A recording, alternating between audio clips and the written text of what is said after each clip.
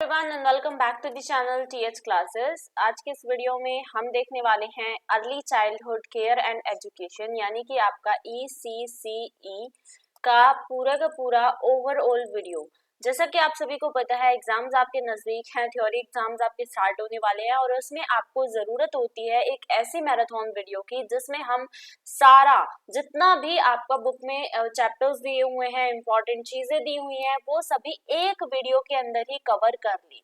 तो ऐसी ही वीडियो मैं आपके लिए आज लेकर आई हूँ। ये आपकी early childhood care and education. Hindi वाले बच्चे परेशान ना हो क्योंकि हिंदी वाले बच्चों के लिए भी इस वीडियो में आपका सारा सोल्यूशन, सारा सब कुछ दिया हुआ है, यानी कि ये वीडियो होने वाली है बाइलिंगुअल, हिंदी इंग्लिश दोनों में। तो हिंदी में इस सब्जेक्ट को प्रारंभिक बाल्यावस्था, देखभाल और शिक्षा, और इसका सब्जेक्ट कोड है 376। ठीक है, इसके नाम से जानते हैं। इस वीडियो में हम देखेंगे मोस्ट इंपॉर्टेंट टॉपिक्स। तो पूरी ओवरऑल वीडियो है, इसका मतलब एक वन शॉर्ट मैराथन वीडियो ये होने वाली है। आप इसे कोई भी नाम दे सकते हैं। इसमें बेसिकली हम जितने भी आपके चैप्टर्स दिए हुए हैं उसमें जो भी बहुत इंपॉर्टेंट चीजें हैं कि हाँ ये पेपर में आने के पूरे चांसेस हैं, तो वही सारी चीजें मैं आपको करवाने वाली हूँ। बहुत मेहनत लगती है इन वीडियोस को बनाने के लिए, तो प्लीज वीडियो को पहले से पहले लाइक जरूर कर दीजिएगा और शेयर जरूर करिए अपने साथियों के साथ। चलिए तो स्टार्ट करते हैं हमारी इस वीडियो को। और वीडियो को स्टार्ट करने से पहले मैं बेसिक थोड़ी सी जानकारी दे दूं कि इसकी एक प्लेलिस्ट बन जाएगी। आप अगर 12th क्लास में है या 10th में है तो जैसे जैसे आपके पेपर नजदीक आएंगे आपको जो भी सब्जेक्ट की वीडियोस चाहिए वो आपको कमेंट करके बताना होगा। हम आपको वो वीडियोस प्रोवाइड करवाएंगे जिसमें आपका सारा सब कुछ हम कवर करवाएंगे, इंपॉर्टेंट चीजें, इंपॉर्टेंट आपके क्वेश्चन आंसर्स, और इसके अलावा सॉल्व्ड क्वेश्चन पेपर, यानी कि आपका जो पेपर नया पैटर्न आया है 24 में, आप सभी को पता है कि एक नया पैटर्न स्टार्ट किया है नया उसने, जिसमें कि आपके जो ऑब्जेक्टिव होते हैं क्वेश्चंस यानी कि टिक मार्क वाले क्वेश्चन वो आने वाले हैं। तो वो सारी चीजें हम कवर करेंगे आगे आने वाली वीडियोस के लिए। उसके लिए चैनल को सब्सक्राइब कर लीजिएगा। चलिए तो अब हमारी वीडियो हम स्टार्ट करते हैं। सबसे पहला आपका जो काम बनता है, किसी भी सब्जेक्ट को अगर आप पढ़ रहे हैं तो उसका मतलब आपको पता होना चाहिए। तो ये क्वेश्चन बहुत जरूरी है और आ भी सकता है आपका कि मीनिंग ऑफ ECCE यानी कि early childhood care and education का क्या मतलब है।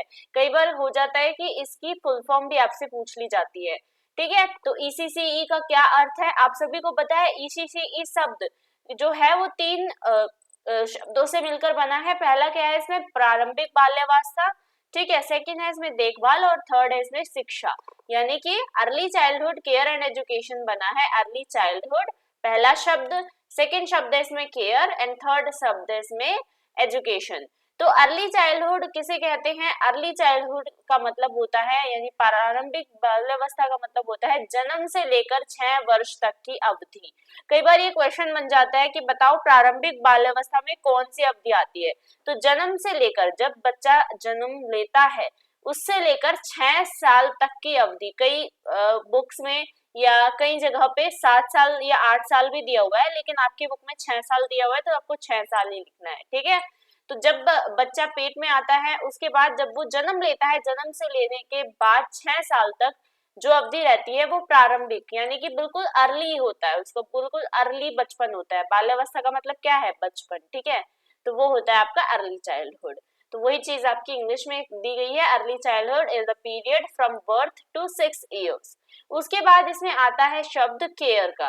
केयर का मतलब क्या होता है, केयर का मतलब होता है जब बच्चा हमारे मतलब पैदा होता है तो उसमें क्या होता है, उसकी केयर करनी पड़ती है ना। उस समय पे उसकी बहुत देखभाल करनी पड़ती है, यानी कि सभी को देखभाल से आशय क्या होता है, सभी बच्चों को प्रेम और स्नेह प्रदान करना तथा स्वच्छ, सुरक्षात्मक और सक्रिय वातावरण उपलब्ध कराना। तो देखभाल से मतलब होता है कि जितने भी बच्चे हैं, इस सब्जेक्ट के अंतर्गत ये बताया गया है कि जितने भी बच्चे हैं उनको सभी को प्रेम करना है। ठीक है, सभी से स्नेह देना है, सभी को स्वस्थ यानी कि हेल्दी चीजों को उनको देना है जिससे वो हेल्दी चीजें खाकर हेल्दी ही रहे। स्वच्छ चीजें उनको मतलब रखना है, स्वच्छता का बहुत ध्यान रखना है। ठीक है। सुरक्षा उनके लिए बहुत जरूरी है, क्योंकि छोटे बच्चे होते हैं तो वो चोट वगैरह कुछ भी हो सकता है उनके साथ, तो उनकी सुरक्षा की भी जिम्मेदारी जो है वो होती है। इसके अलावा सक्रिय वातावरण, यानी कि ऐसा एनवायरनमेंट उन्हें देना जिसमें कि वो आराम से अपने बचपन का आनंद ले सके। ठीक है। उसके बाद आता है आपका थर्ड वर्ड शिक्षा। शिक्षा का मतलब होता है खोज, ठीक है, प्रयोग, अवलोकन, सहभागिता, अंतःक्रिया द्वारा ज्ञान, कुशलता, अभिवृत्ति और मूल्यों को ग्रहण करने की प्रक्रिया। अब आप अगर छोटे बच्चे के लिए आप बोलेंगे तो उसको शिक्षा क्या होता है? शिक्षा का मतलब है, अब जैसे कोई बच्चा पैदा हुआ, ठीक है, पैदा होने के बाद उसने बोलना नहीं सीखा है अभी, लेकिन धीरे धीरे वो एनवायरनमेंट उसको मिलता है तो वो बोलना सीखता है सबसे पहले। ठीक है। बोलने के बाद उसको जो है क्या चीजें आती हैं, वो चलना सीखता है, बोलना सीखता है, और वो चीजों को समझना, जो कि बहुत जरूरी है, चीजें समझना बहुत सीखता है। वो धीरे धीरे वो सारी चीजें वो सीख जाता है, और उसमें कुशलता, ज्ञान, अभिवृत्ति और मूल्य, ये सब उसमें आ जाते हैं। तो ये होता है शिक्षा। तो हमने तीनों का मतलब समझ लिया। अब देखो इंग्लिश में हम समझ लेते हैं। According to the national policy on ECCE 2013, अब आपको पता होगा कि जो NP है, NPE यानी कि नेशनल पॉलिसी ऑफ एजुकेशन, या फिर आप कह सकते हैं नेशनल पॉलिसी ऑफ ECCE, ये कौन से ईयर में हुई है? ये 2013 में इसका गठन हुआ है। देयर आर 3 सब स्टेजेस ऑफ अर्ली ईयर्स। देखो इसके अनुसार अर्ली ईयर्स या फिर अर्ली चाइल्डहुड के 3 सब स्टेजेस होते हैं। सब स्टेजेस मतलब 3 उसके चरण होते हैं। सबसे पहला चरण होता है कॉन्सेप्शन टू बर्थ, यानी कि गर्भ जब औरत धारण करती है तो उससे लेकर जन्म तक, ठीक है, यानी कि वो पेट में बच्चा आया, वहां से लेकर जन्म तक उसकी पहली स्टेज होती है। सेकेंड स्टेज होती है बर्थ से लेकर 3 साल तक, ठीक है, बर्थ से लेकर 3 इयर्स तक सेकेंड स्टेज होती है। और फिर थर्ड स्टेज होती है 3 से 6 इयर्स तक, यानी कि 3 से 6 वर्ष तक की जो है थर्ड स्टेज या फिर थर्ड उप अवस्था आप कह सकते हैं। तो ये थी आपकी पूरी मीनिंग ऑफ ECCE, यानी कि ECCE का क्या अर्थ है। उम्मीद करती हूँ कि आपको अच्छी तरीके से समझ आया होगा। तो आपने क्या समझा है इसमें कि ये जो है ये 3 शब्दों से मिलकर बना है अर्ली चाइल्डहुड, जिसका मतलब क्या होता है? अर्ली चाइल्डहुड का मतलब होता है जब बच्चा जन्म लेता है, जन्म से 6 साल तक का उसका जो भी चाइल्डहुड, उसका जो भी बचपन रहता है, उसे हम अर्ली चाइल्डहुड कहते हैं। केयर का मतलब होता है हर एक बच्चे को प्यार, हर एक बच्चे से स्नेह देना, ठीक है, उनकी सुरक्षा करना, उनको स्वच्छ वातावरण देना। तो ये सारी चीजें हैं। और एजुकेशन का मतलब है कि वो सभी चीजें वो धीरे धीरे सीखता है, उसको नई नई वो खोज करता है, ठीक है, नई नई चीजें वो प्रयोग में लाता है, कभी वो घुटनों के बल चलता है, कभी वो कुछ करता है, तो वो सारी चीजें एजुकेशन में आती है। ठीक है। तो ये थी आपकी मीनिंग। अब समझते हैं हम इसके एम्स या ऑब्जेक्टिव्स क्या है, आखिर हम क्यों ECCE को पढ़ें या फिर इसके क्या उद्देश्य होते हैं, ये क्यों जरूरी है। तो पहली जरूरत जो ECCE एम करता है वो है कि बच्चे को सिक्योर, बच्चे को सेफ फील हो, ठीक है, उसको एक्सेप्टेड लगे, उसको रिस्पेक्टेड लगे। यानी कि बच्चा, कई बार ऐसा होता है कि बच्चे को यूं लगता है कि मुझसे मेरे माँ बाप प्यार नहीं करते, या फिर कई बार ऐसा भी होता है कि 2 बच्चे हैं घर में, तो बड़े बच्चे को कई बार इग्नोर कर दिया जाता है और छोटे बच्चे से ज्यादा प्यार या ज्यादा स्नेह दिखाया जाता है। तो वो जो बड़ा बच्चा होता है उसको ऐसा लगता है कि मुझसे कोई प्यार नहीं करता या मुझसे कम प्यार करते हैं। तो ऐसा नहीं लगे, बच्चे को ये लगे कि हाँ मैं अपने घर में सेफ हूँ, सिक्योर हूँ, मुझे एक्सेप्ट किया जा रहा है, यानी कि मुझसे भी उतना ही स्नेह, उतना ही प्यार किया जाता है जितना कि मेरे छोटे भाई बहन से किया जाता है, या फिर मेरी भी उतनी ही रिस्पेक्ट है। ठीक है। तो हिंदी में देख लेते हैं, यह सुनिश्चित किया जाए कि बच्चे जो हैं वो सुरक्षित, सलामत, स्वीकृत और सम्मानित महसूस करें। ठीक है, सेम वही चीज हिंदी में दी हुई है। Ensure children have good and balanced nutrition। और ECCE का एक एम ये भी है कि बच्चों को अच्छा और संतुलित पोषण, यानी कि अच्छा और संतुलित उसको खाना दिया जाए। ठीक है, ऐसा ना हो कि वो जो है उसको कैसा भी हम खाना दे रहे हैं जो कि वो पचा ना पाए, डाइजेस्ट ना कर पाए, तो वो खाना उसके लिए ठीक नहीं होगा। इसलिए उसको अच्छा और संतुलित भोजन मिले, वो भी इंश्योर करता है ECCE। नेक्स्ट है कि उसमें ये चाहता है कि बच्चे में हेल्दी हैबिट्स इनकलकेट हो, ठीक है, हाइजीन प्रैक्टिसेस आए, सेल्फ हेल्प स्किल्स हो बच्चों के बीच में, यानी कि बच्चों में जो है स्वास्थ्य संबंधी जो आदत होती है वो आए, यानी वो अच्छी तरीके से अच्छा खाना खाने के लिए प्रेरित हो, ऐसा ना हो कि वो चाहे कि मैं फास्ट फूड खाऊं या कुछ और, ठीक है। तो इसके अलावा इसमें स्वच्छता संबंधी चलन आए। स्वच्छता संबंधी चलन का मतलब क्या होता है, कई बार कुछ बच्चे ऐसे होते हैं जो खाना खाने से पहले या खाना खाने के बाद हाथ नहीं धोते हैं, तो वो चीज है यहाँ पर कि बच्चों को हाथ धोने के लिए कहा जाए, उनको नहाने के लिए प्रॉपर उनका ब्रश वगैरह करवाना, तो वो चीज है, ठीक है। और खुद की सहायता कर सकने वाली कुशलताओं का विकास हो, यानी ऐसा भी हो कि बच्चे खुद की सहायता कर सके, ठीक है, ऐसा ना हो कि वो दूसरों पे डिपेंड हो। हालांकि बच्चे अपने माँ बाप पे डिपेंड होते हैं, लेकिन ऐसा भी ना हो कि वो बिल्कुल ही डिपेंड हो जाए, कुछ भी ना कर पाए। नेक्स्ट है enable sound language development, skills of communication and expression. इसके अलावा उनमें भाषा का, संप्रेषण का, अभिव्यक्ति की क्षमता का सम्यक विकास हो, यानी कि उसमें भाषा, जब जैसे ही बच्चा पैदा होता है तो उसे कुछ नहीं पता, वो सिर्फ कुछ ऐसे करता है ना, आपने भी देखा होगा आपके घर में अगर बच्चे होंगे तो फिर वो धीरे धीरे जैसे जैसे बड़ा होता है वो सभी की भाषा, मतलब हम उसके आसपास जैसी भाषा बोलते हैं, अगर पंजाबी बच्चा है तो वो पंजाबी बोलेगा, है ना, क्योंकि उसने भाषा ही वो सुनी है। अगर इंग्लिश कोई घर में बोल रहा है तो बच्चा भी इंग्लिश ही बोलेगा, क्योंकि वही भाषा वो सुनता हुआ आ रहा है बचपन से। तो वही चीज यहाँ पर बोली गई है कि इसमें भाषा सीखने की, ठीक है, उसका भाषा का विकास हो। संप्रेषण का मतलब होता है कम्युनिकेशन, यानी कि उसमें बातचीत करने की भी स्किल्स आए, ठीक है। और इसके अलावा अभिव्यक्ति की क्षमता, यानी उसको एक्सप्रेस करना आना चाहिए, उसको ये बताना आना चाहिए कि मुझे अभी ये चाहिए, ठीक है, मतलब मुझे अभी खाना चाहिए, मुझे अभी पानी चाहिए, तो वो एक्सप्रेशन होता है। तो ये सारा उस चीज का विकास भी ईसीसी द्वारा होता है। नेक्स्ट है उनकी संभाव्य क्षमता के अनुसार शारीरिक और गत्यात्मक क्षमताओं का अनुकूलतम विकास किया जाए, यानी कि उसकी जो संभाव्य क्षमता है उसके अनुसार वो जो क्या क्या कर सकता है और ये क्या नहीं कर सकता है, उसके अनुसार उसका शारीरिक और गत्यात्मक विकास भी हो। शारीरिक का मतलब होता है कि उसका कई बार बच्चे का क्या होता है कि बच्चा बड़ा तो हो रहा है लेकिन हाइट नहीं बढ़ रही है, तो वो चीज भी इसमें आती है कि बच्चे के शारीरिक भी विकास हो, गत्यात्मक भी विकास हो। सहभागिता पूर्ण उद्दीपक गतिविधियों में संलग्नता द्वारा बच्चों की संवेदी और संज्ञानात्मक क्षमताओं को पोषित किया जाए, यानी कि उसमें ऐसी ऐसी गतिविधियों में, यानी ऐसी एक्टिविटीज में उसको लगाया जाए जिससे कि वो नई नई चीजें कर सके और नई नई चीजों से वो अपनी क्षमताओं को पोषित कर सके। बच्चों के भावनात्मक समायोजन को ध्यान में रखते हुए समायोजनात्मक कौशलों और सामाजिक दक्षताओं का विकास किया जाए। उसको ऐसी स्किल्स सिखाना जिसमें उसको इंटरेस्ट हो, ठीक है। बच्चों को विद्यालय में औपचारिक अधिगम के लिए तैयार किया जाए, यानी बच्चों को इसलिए भी तैयार किया जाए कि वो स्कूल में जाके जो औपचारिक जो ऑफिशियल उनको एजुकेशन मिलती है वो भी वो ले सके, है ना। जब बच्चा 5 साल का होता है तो उसको भेजा जाता है ना स्कूल में, तो वही चीज यहाँ पर बोली गई है। अब नेक्स्ट है कंपोनेंट ऑफ ईसीसी, यानी कि ईसीसी ही के क्या घटक हैं, क्या इंपॉर्टेंट चीजें हैं यहाँ पर।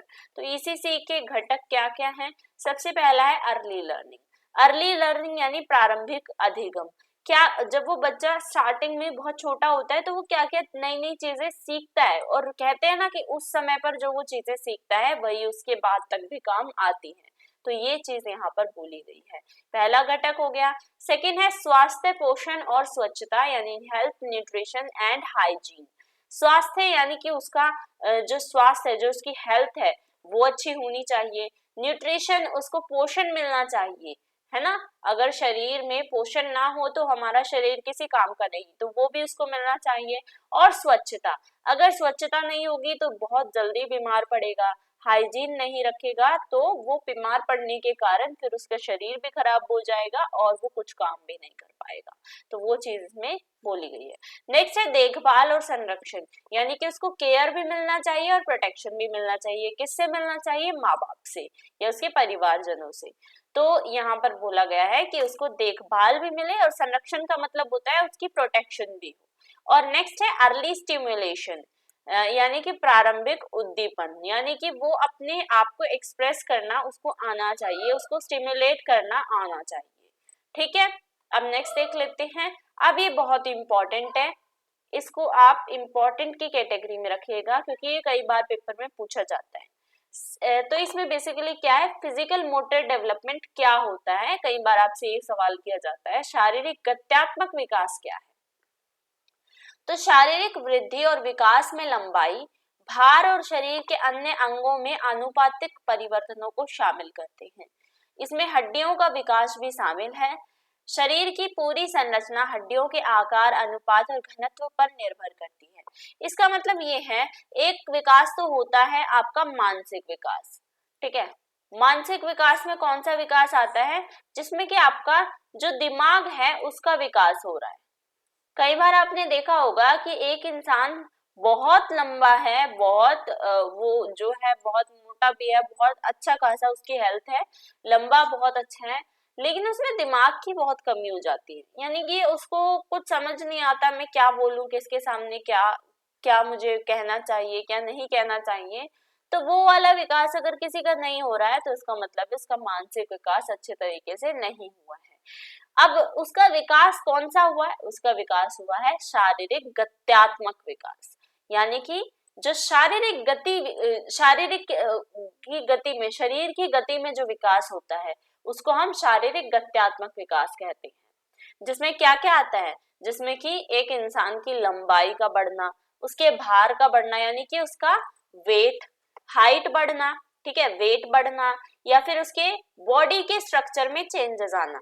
जैसे कि लड़कों में क्या होता है, लड़कों में दाढ़ी मूंछ आ जाती है, और लड़कियों में क्या होता है, लड़कियों में आप कह सकते हैं कि उनके बाल लंबे हो जाते हैं, और इसके अलावा उनकी मेंस्ट्रुअल साइकिल स्टार्ट हो जाती है। तो वो चीज है इसमें, ठीक है। और इसके अलावा इसमें हड्डियों का विकास यानी कि डेवलपमेंट ऑफ बोन्स, बोन्स का भी डेवलपमेंट है। और पूरी बॉडी का स्ट्रक्चर जो है बोन्स पे ही डिपेंड करता है। हमारे पूरे शरीर का स्ट्रक्चर, हमारी पूरी शरीर की संरचना कैसी होगी, वो हमारे हड्डियों के आकार पे डिपेंड करती है।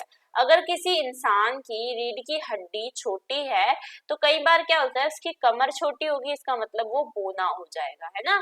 अगर किसी इंसान की रीढ़ की हड्डी बड़ी है तो इसका मतलब वो इंसान भी लंबा होगा, ठीक है।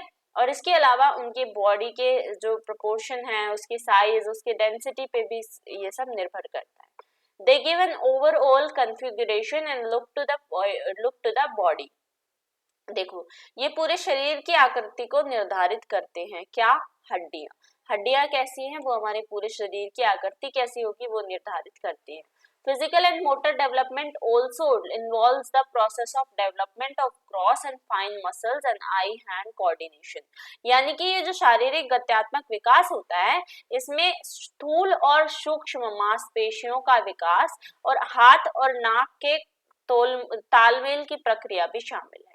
आप देखते हैं हाथ और नाक जो है, आंख जो है, उसकी तालमेल की प्रक्रिया कैसी होगी, ठीक है, या फिर उसकी जो छोटी से लेकर बड़ी मांसपेशी होती है उसका विकास इसमें शामिल है। बच्चों में स्थूल मांसपेशियों का विकास उन्हें रेंगने, चलने, दौड़ने, साइकिल चलाने, चढ़ने, कूदने आदि जैसी गतिविधियों में मदद करता है।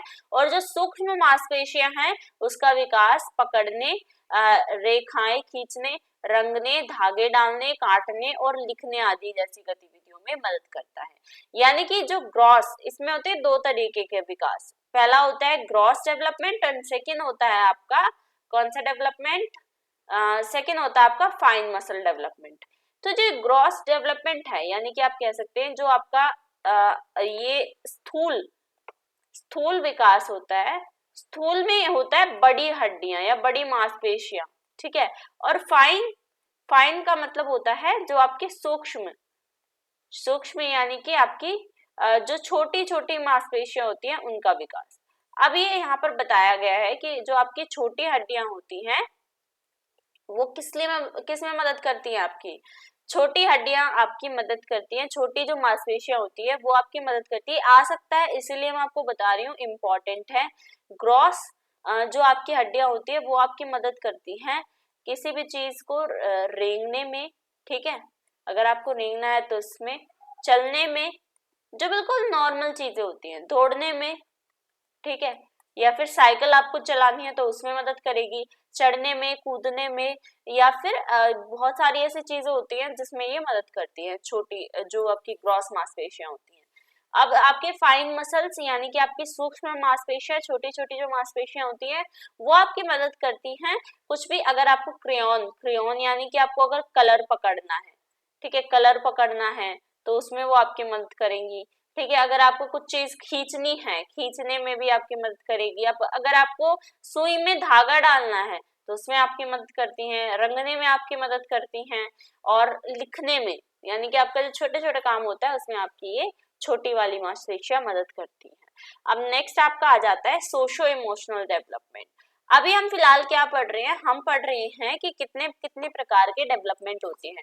पहला डेवलपमेंट हमने देख लिया कि ये हमारा है फिजिकल मोटर डेवलपमेंट, ठीक है, फिजिकल मोटर डेवलपमेंट। अब इसको हिंदी में बोलते हैं शारीरिक गत्यात्मक विकास। इसमें क्या होता है, इसमें हाइट का बढ़ना, वेट का बढ़ना, ठीक है, हमारे बॉडी स्ट्रक्चर का जो डेवलपमेंट होता है वो आता है। क्वेश्चन मैं आपसे कर रही हूँ कि हड्डियों का विकास कौन से डेवलपमेंट में आता है, तो आप क्या कहेंगे, हड्डियों का विकास हमारे फिजिकल मोटर डेवलपमेंट में आता है, ठीक है, तो इस तरीके से क्वेश्चन आपके आएंगे। अब नेक्स्ट हमारा socio emotional development. Socio emotional development को हम हिंदी में कहते हैं सामाजिक सांवेगिक विकास। इसमें क्या होता है, इसमें हमारे बच्चा जो होता है उसको जो सोशल नॉर्म्स हैं, कल्चर वैल्यूज हैं, यानी कि उसको ये पता चलता है कि हमारे किससे क्या रिलेशन है, ठीक है, हम हमारे कौन से सगे संबंधी हैं, ठीक है, और इसके अलावा हमारे कौन से किसके साथ कैसे रिश्ते हैं। इमोशनल डेवलपमेंट का मतलब ही ये है कि हम ये सीखते हैं कि कौन हमारा अपना है, किससे हमें प्रेम दिखाना है, किससे हमें डरना है, किसके ऊपर हम गुस्सा कर सकते हैं, किसके साथ हम खुश हो सकते हैं। तो ये सारी चीजें बच्चे को सिखानी पड़ती हैं और ये सारी चीजें वो धीरे धीरे सीखता है। तो ये जन्म के बाद ये सारी चीजें उसमें आती हैं, ठीक है। अब जैसे कोई बच्चा बिल्कुल स्टार्टिंग में वो पैदा हुआ है, बिल्कुल वो छोटा सा है, उसको ये भी नहीं पता होता कि कौन मेरा अपना है कौन पराया है, लेकिन धीरे धीरे जब वो बड़ा होता है तो उसे पता चलता है कि ये मेरे अपने हैं, मेरे माँ बाप, मेरे दादा दादी, चाचा चाची, और कौन मेरे अपने नहीं है, पड़ोसी कौन है, कौन मेरे रिश्तेदार हैं, ये सारी चीजें यहाँ पर बताई जाती हैं इसमें, ठीक है। इसका मतलब यही है कि ये जो सामाजिक विकास होता है इसमें बच्चे के सामाजिक मानक और सांस्कृतिक मूल्य ग्रहण करता है वो, यानी वो सीखता है कि किससे मुझे हाथ जोड़कर नमस्ते करनी है, किसके मुझे पैर छूने हैं, तो वो चीज इसको सीखने में कौन मदद करता है, परिवार, दोस्त और जीवन के अन्य लोग जो उसे सकारात्मक संबंध जो है बनाने के लिए मदद करते हैं, ठीक है। उसके बाद नेक्स्ट आता है कॉग्निटिव डेवलपमेंट। ये बहुत इंपॉर्टेंट है और कई बार पूछा जाता है। संज्ञानात्मक विकास, ये क्या मदद करता है, संज्ञानात्मक विकास का मतलब है कॉग्निटिव एबिलिटीज, यानी कि ऐसी एबिलिटी जिसमें आप सोच सकते हैं, ठीक है, याद रख सकते हैं, किसी चीज को पहचान सकते हैं, किसी चीज को कैटेगराइज कर सकते हैं, ठीक है, इमेजिन करते हैं, रीजन आप ढूंढ सकते हैं कि ये कारण है, डिसीजन ले सकते हैं, यानी कि ये हमें सोचने, याद करने, पहचानने, वर्गीकरण करने, कल्पना करने, तर्क करने और निर्णय करने जैसी मानसिक और संज्ञानात्मक क्षमताओं को विकास की ओर संकेत करता है। समझे? आई होप, उम्मीद करती हूँ अभी तक आप इतनी बातें मेरी समझ गए होंगे, ठीक है। कॉग्निटिव डेवलपमेंट हमारा मदद करता है कि हम कोई चीज रिमेम्बर कर सके, रिकॉग्नाइज कर सके, कैटेगराइज कर सके, इमेजिन कर सके, ठीक है। अब नेक्स्ट आता है लैंग्वेज डेवलपमेंट, जिसमें हमारा भाषा का विकास होता है। अभी तक हमने सीख लिया कि हमारी बॉडी का विकास हो गया, ठीक है, हमारे मसल्स बन गए, हमारी हाइट, वेट सब कुछ हो गया, हमारी हड्डियों का विकास हुआ है। फिर उसके बाद हमारा सोशो इमोशनल डेवलपमेंट हुआ, जिसमें हमने सीखा कि हमने ये जाना है कि कौन हमारा अपना है कौन पराया है, किससे हमें प्रेम है, किससे क्रोध में रहना है, किसके ऊपर हम गुस्सा कर सकते हैं, किससे हम खुशी से रह सकते हैं, ठीक है, किसकी क्या बात कहने पर हम दुख मना सकते हैं। नेक्स्ट है कॉग्निटिव डेवलपमेंट। कॉग्निटिव डेवलपमेंट में हम ये सीखते हैं कि हमें कौन सी चीजें कैसे याद करनी है, कैसे हमें सोचना है, ठीक है, कैसे चीजों को रिकॉग्नाइज करना है, पहचानना है, क्या रीजन देने हैं, कारण कैसे देने हैं, डिसीजन क्या लेने हैं, तो वो सारी चीजें कॉग्निटिव में आती हैं।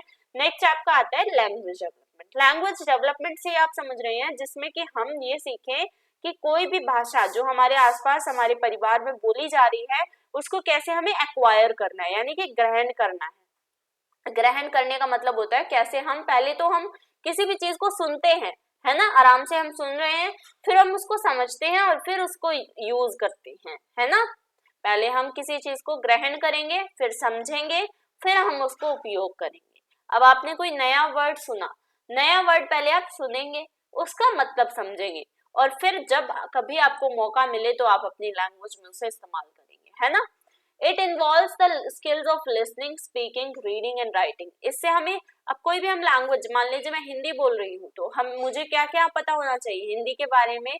मुझे सुनने की आदत होनी चाहिए, सुनने की स्किल्स आनी चाहिए, मुझे उसे बोलना आना चाहिए, मुझे उसे लिखना और उसे पढ़ना भी आना चाहिए। तो इसमें सुनने, बोलने, पढ़ने और लिखने का जो कौशल होता है वो शामिल है। These skills help children to communicate with others and to express their feelings। इससे क्या होता है, इससे वो आप दूसरों से बात करना सीखते हैं, अपनी फीलिंग्स जताना सीखते हैं। तो ये था आपका सारा का सारा जितने भी डेवलपमेंट के प्रकार होते हैं वो। अब देखो अर्ली इंटरवेंशन के क्या क्या इंपॉर्टेंस है, ये भी आ जाता है कई बार। तो प्रारंभिक हस्तक्षेप के क्या क्या इंपॉर्टेंस है। चिकित्सीय सेवाओं की एक प्रणाली है जो शिशुओं और बच्चों को विकास संबंधी देरी अक्षमताओं में मदद करती है। प्रारंभिक हस्तक्षेप योग्य शिशुओं और बच्चों की बुनियादी और नए कौशल सीखने में मदद करने पर केंद्रित है, जो आमतौर पर जीवन के पहले 3 वर्षों के दौरान विकसित होते हैं। आपने देखा होगा कि जब स्टार्टिंग में अगर हम अपने बच्चे को गलत चीजें सिखा रहे हैं तो वो इन फ्यूचर भी वो गलत चीजें ही करेगा, है ना। लेकिन अगर हम अर्ली इंटरवेंशन करते हैं, पहले स्टार्टिंग से, हस्तक्षेप का मतलब होता है उनके बीच में जाकर उन्हें ये बताना कि ये गलत है ना। तो उससे उन्हें क्या क्या मदद मिलती है, उससे उन्हें रिसोर्सेज मिलते हैं, सपोर्ट मिलता है, इंफॉर्मेशन मिलती है। अगर हम बच्चे को ये नहीं सिखा रहे हैं कि चोरी करना गलत है, तो वो चोरी ऑब्वियसली करेगा क्योंकि उसे पता नहीं है कि ये गलत चीज है। इससे उसे एक नई इंफॉर्मेशन मिली कि हाँ चोरी करना गलत है और मैं ये नहीं करूंगा, ठीक है। इससे उसका रिलेशनशिप भी मजबूत होता है माँ बाप के साथ, है ना। इससे वो जो फ्यूचर में उसे सक्सेस मिलेगी, स्कूल लाइफ में हो या कोई भी लाइफ हो उसकी, आगे तक भी उसे सक्सेस मिलेगी। और इसके अलावा उससे उसका बिहेवियर भी इम्प्रूव होता है और लर्निंग को वो फन समझने लगता है। कई बच्चे क्या होते हैं, वो उनके माँ बाप क्या करते हैं, उनके साथ बहुत जल्दी उन्हें स्कूल में डलवा देते हैं, है ना, जो प्ले स्कूल होते हैं। तो प्ले स्कूल से वो बहुत सारी चीजें सीखता है। पहली बात तो वो स्कूल में बैठना सीखता है, आगे जाके वो जब फर्स्ट क्लास में, सेकंड क्लास में अपना स्कूल में रहेगा तो उसे आदत हो जाएगी कि हाँ स्कूल में जाना है रोज की तरह। तो वो प्ले स्कूल यहाँ पर ये मदद करता है, वहां पर वो उसको फन तरीके से सारी चीजें दिखाते हैं। और इसके अलावा वो रिसोर्सेज यानी कि बुक्स वगैरह से भी वो आप कह सकते हैं कि उसका एनकाउंटर होता है, तो वो समझता है कि हाँ बुक्स हैं, मुझे पढ़ना है, तो ये सारी चीजें इसमें आ जाती है, ठीक है। अब देखिए, अब इसका बहुत इंपॉर्टेंट ये है कि अर्ली चाइल्डहुड आखिर होता क्या है। मैंने आपको बताया वो पीरियड जो कि बर्थ से लेकर 6 इयर्स तक होता है उसको हम रैपिड डेवलपमेंट वाला पीरियड बोलते हैं, यानी उसी को हम अर्ली चाइल्डहुड पीरियड बोलते हैं। जन्म से लेकर जो 6 वर्ष तक की अवधि होती है वो तीव्र विकास का समय होता है। तीव्र यानी कि बहुत जल्दी विकास होता है। और ये क्वेश्चन भी आपका आया हुआ है, जब हम सॉल्व क्वेश्चन पेपर करेंगे तो मैं आपको दिखाऊंगी कि ये क्वेश्चन पूछा गया है कि कौन से वर्ष तक की अवधि तीव्र विकास का समय होता है। तो आपको आंसर करना पड़ेगा बर्थ से लेकर 6 इयर्स तक, तो इसको याद कर लीजिएगा। इस स्टेज पर क्या होता है, इस स्टेज पर एक्सपीरियंस नहीं होता बच्चे को, ना डेप्रीविएशन होता है उसे, यानी कि इस चरण में अनुभव की तो कमी होती है लेकिन उसमें अभाव भी होता है, मतलब विकास का अभाव भी होता है, उसे पता भी नहीं होता बहुत सारी चीजों का। तो उस स्टेज पर जो भी उसको माँ बाप उसको सिखाते हैं वही चीजें वो आगे तक के लिए भी सीखता है। देखो मैं आपको एक बात क्लियर कर दूं कि ये जो पूरा सब्जेक्ट आपका कुछ भी नहीं है, इसमें सिर्फ और सिर्फ बच्चों के बारे में, उनके बिहेवियर के बारे में बहुत सारी चीजें ऐसी होंगी जो आपको पता होंगी और आपको वो चीजें सिर्फ और सिर्फ अपने पेपर में उतारनी है। जब आप आंसर राइटिंग करेंगे तो आपको सारी चीजें अपने दिमाग में जो भी आपने पढ़ी है वो लिखनी पड़ेंगी। तो इसलिए जरूरी है कि आप हर एक चीज को अच्छी तरीके से समझें, ठीक है। अब देखो, care and stimulation are critical during early childhood और द फर्स्ट 3 इयर्स। अब आप सभी को पता है, क्योंकि जब बच्चा छोटा होता है तो उस समय पे उसका देखभाल करना, उसकी बहुत ज्यादा जरूरत होती है, और उस समय उसमें उत्तेजना भी होती है। मतलब उसमें ऐसा होता है, जो फर्स्ट 3 इयर्स होते हैं बच्चे के, उसमें वो नई नई चीजें सीखता है, नई नई कहानियां, नई नई किस्से वो करता रहता है। तो इसलिए माँ बाप के लिए भी बहुत जरूरी हो जाता है कि इसकी बहुत केयर की जाए। और ग्लोबली जो चिल्ड्रन होते हैं are under some form of adult surveillance because they need supervision. और उस समय पे जो 3 साल तक के बच्चे होते हैं बेसिकली, उन्हें बहुत जरूरत होती है कि वो किसी ना किसी की निगरानी में रहें, वयस्कों की निगरानी में बेसिकली। क्योंकि अगर वो कुछ भी मतलब कई बार ऐसा होता है बच्चे बेड से गिर जाते हैं, तो वो चीज ना हो उनके साथ, तो इसलिए जरूरी है कि बच्चों की बहुत देखभाल की जाए। Most communities have ways to socialise children for adult rules. Children are vulnerable specially when very young. देखो, अधिकांश समुदायों के पास बच्चों को व्यस्क भूमिकाओं के लिए सामूहिकीकरण करने के तरीके हैं। बच्चे असुरक्षित होते हैं, खासकर जब बहुत छोटे होते हैं। तो जब बहुत छोटे होते हैं तो उनके पास इतनी सुरक्षा के वो नहीं होते। जब वो थोड़े बड़े हो जाते हैं, उन्हें पता चल जाता है कि अच्छा मुझे बोर्ड में हाथ नहीं देना है, ठीक है, उससे मुझे करंट लग जाएगा। लेकिन जब बहुत छोटे होते हैं उन्हें पता नहीं होता है। तो ये चीज यहाँ पर बताई गई है। तो उस समय पे उनकी देखभाल करना बहुत जरूरी होता है। आप ये सोचेंगे कि बहुत मतलब ऐसा लग रहा है कि वही चीज बार बार रिपीट हो रही है, तो ऐसा ही है इसमें। तो ये सारी चीजें बार बार रिपीट होंगी, लेकिन कुछ नए तरीके से, तो आपको समझना पड़ेगा। अब देखो, ये भी इम्पोर्टेंट है आपका, ये है आपका related to morbidity and mortality. इसका आ जाता है कई बार डिफरेंस। तो बाल रुग्णता और मृत्यु दर में क्या अंतर है, बहुत जरूरी है, और ये आपका पूछा भी गया है कई बार। चलिए, तो इसमें देखो क्वेश्चन कई बार आ जाते हैं कि बच्चे जो होते हैं, मृत्यु दर जो होता है, बाल मृत्यु दर, वो कितने प्रति जन्म से नापा जाता है। तो इसका आंसर होता है इसमें 1000। पर कई बार बच्चों को नहीं पता होता, तो वो आंसर नहीं कर पाते। देखो, बाल रुग्णता और मृत्यु दर, इसमें क्या अंतर है और ये होता क्या है। बाल मृत्यु दर से तात्पर्य होता है प्रति 1000 जन्म में जीवित बच्चों पर 5 वर्ष से कम आयु में होने वाली बाल मृत्यु। यानी कि एक टाइम पे जो 1000 बच्चे, या फिर एक समय पे जो 1000 बच्चे जन्म ले रहे हैं, उनमें से जो 5 साल से कम के बच्चे हैं, उनमें कितने बच्चों की मृत्यु हुई है, वो होता है बाल मृत्यु दर। ठीक है। शिशु मृत्यु दर से तात्पर्य है 1 वर्ष की आयु से छोटे बच्चों की मृत्यु। यानी कि शिशु और बाल में अंतर क्या होता है कि बाल जो होता है वो 5 साल के अंडर आता है, और जो शिशु होता है वो 1 साल के अंदर आता है। तो 1 साल से जो छोटे बच्चे होते हैं उनकी मृत्यु शिशु मृत्यु दर कहलाती है। यह मृत्यु दर, शिशु मृत्यु दर IMR द्वारा मापी जाती है। तो इसका कई बार क्वेश्चन बन जाते हैं, इसे कौन नापता है, इसे IMR नापता है। ठीक है, अर्थात प्रति 1000 जीवित जन्मों में 1 वर्ष से कम उम्र में मरने वाले बच्चों की संख्या। तो 1000 जन्म अगर हुए हैं तो उनमें 1 साल से कम उम्र में कौन से बच्चे मरे हैं, तो वो होता है हमारा मृत्यु दर। ठीक है। संस्थागत जन्मों में वृद्धि हुई है और नवजात शिशुओं के लिए चिकित्सीय देखरेख बढ़ी है। शिशु मृत्यु दर पर 2015-16 में 2.5% नवजात शिशुओं को 24 घंटे के भीतर चिकित्सीय देखरेख मिल सकी, जो कि 10 साल पहले 0.3% थी। तो यहाँ पर डेटा बताया गया है, वो आप डेटा देख लीजिए। ठीक है। अब उसके बाद इसमें इम्पोर्टेंट है 5 साल से कम उम्र के शिशुओं की मृत्यु दर U5 IMR में भी 24 बच्चों तक की गिरावट हुई है। देखो, शहरी अगर बात करें तो 29 बच्चे मर जाते हैं हर एक 1000 बच्चों में, शिशु मृत्यु दर। ठीक है। ग्रामीण की बात करें तो हर एक उसमें 46 बच्चे मर जाते हैं 40, और कुल अगर हम टोटल की बात करें तो 41 बच्चे हर 1000 बच्चे पर मर जाते हैं। ठीक है। शहर में कम क्यों है डाटा, क्योंकि शहर में थोड़ी फैसिलिटी ज्यादा होती है, गाँव में कम होती है। और 5 साल से कम बच्चों की अगर हम बात करें तो 34 बच्चे शहरी में और 56 बच्चे ग्रामीण में, और टोटल 50 बच्चे तक मर जाते हैं अगर हम एवरेज लगाकर चले तो। अब आ जाता है हमारा सेम वही इंग्लिश में। तो मॉर्बिडिटी और मोर्टेलिटी, बाल रुग्णता और बाल मृत्यु दर क्या होता है। तो डेफिनेशन अगर हम देखें, मॉर्बिडिटी का मतलब होता है, या बाल रुग्णता, रुग्ण का मतलब होता है बीमार होना। रुग्ण का मतलब होता है बीमार होना, ठीक है। कोई अगर छोटा बच्चा बीमार हो रहा है तो हम उसको बोलते हैं बाल रुग्णता। और मोर्टेलिटी का मतलब होता है कोई मर रहा है, मृत्यु, मरना, ठीक है। बच्चे का मरना होता है मृत्यु दर पर 1000 बच्चों पे, और बाल रुग्णता यानी कितने बच्चे बीमार हो रहे हैं, है ना, तो वो होता है हमारा बाल रुग्णता।